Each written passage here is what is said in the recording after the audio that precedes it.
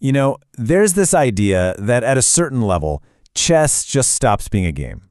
It turns into this brutal theater of war. And believe me, in the deepest, most exclusive circles, those 64 squares, they are absolutely a battlefield.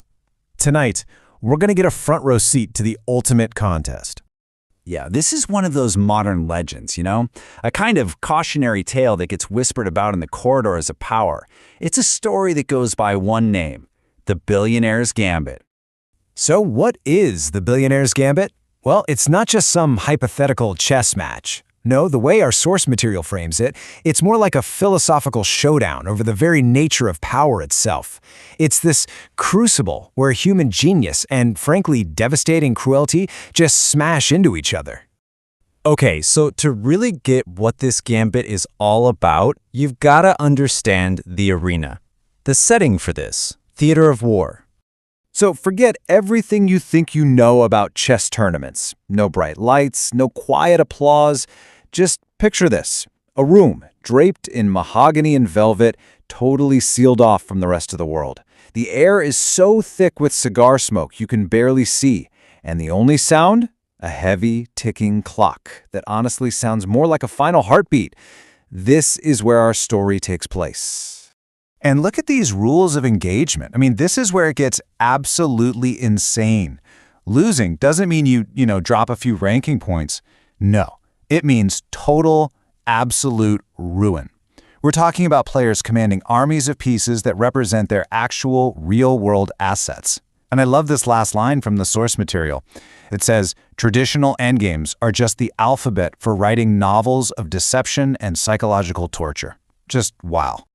All right, so at the center of all this, you've got two incredible opponents. And this is where the real psychological warfare kicks off. So on one side of the board, you have the Titan.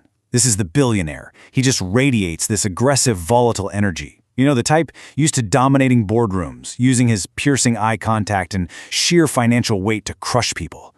And then, on the other side, you have the Enigma, a silent, masked player who's described as just an immovable object. An aura of complete, unshakable calm. And that mask?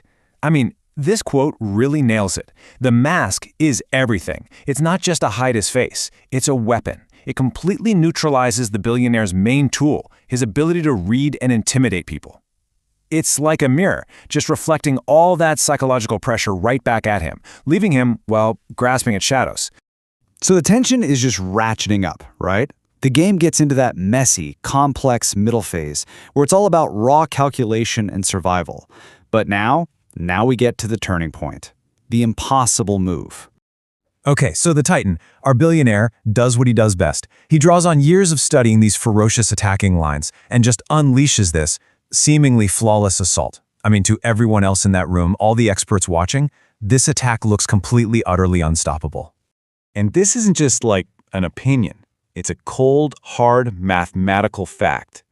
It is a forced mate in 6 moves. The end is certain. You can just picture the billionaire, right? Leaning back in his chair with that predatory smirk. He thinks his empire is safe. He thinks victory is his. So this is it. This is the moment. The masked player is just motionless, staring at a board that represents his absolute ruin. So let me ask you, how do you escape the inevitable? How do you fight back against a foregone conclusion? He makes a quiet pawn push. Just one square, way over on the opposite side of the board. A move so subtle, so completely irrelevant, it seems, that it sends this palpable shockwave of confusion right through the room. So, what just happened? Why was that little pawn push so devastating? Well, because it didn't just counter the attack, it revealed that the billionaire's entire assault was a meticulously laid trap from the very beginning.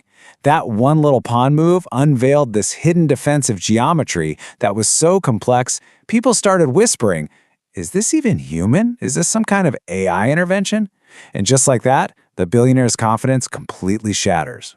And the aftermath of that single impossible move? It's swift, it's brutal, and it is utterly, utterly cold.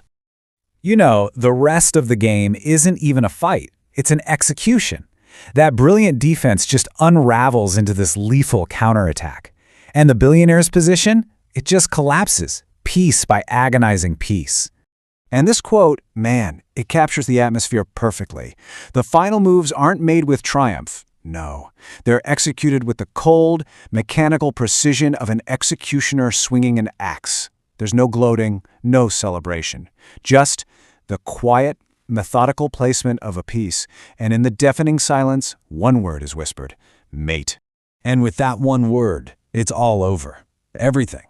The legally binding contracts are triggered. The billionaire's entire life's work, his fortune, his legacy, his power, it's all transferred, evaporated in an instant. And he just sits there, frozen, completely consumed by the 64 squares that just erased him. So, okay, why are we talking about this? Why does this story even matter? Well, because the Billionaire's Gambit isn't really about chess, is it? It's a profound myth, a story about strategy, about power, and about pride. I mean, what this story really does is it strips away all the illusions, right? All the wealth, the influence, none of that matters. It isolates these two people in a pure vacuum, where the only things that have any value are foresight, calculation, and just ironclad psychological control. And the lessons we can take from this are pretty powerful, I think. First, the chessboard is like this brutal mirror. It reflects a player's deepest flaws, and in this case, it was the billionaire's blinding arrogance. It's also a stark reminder that real power isn't something you can just buy. It's fragile. You have to defend it bit by bit with intellectual resilience. And, it also makes us ask, what does strategy and mastery even look like in an age of AI? Which really leaves us with one final, lingering question to think about. In the ultimate theater of war, when absolutely everything is on the line, is the mind the only weapon that truly matters?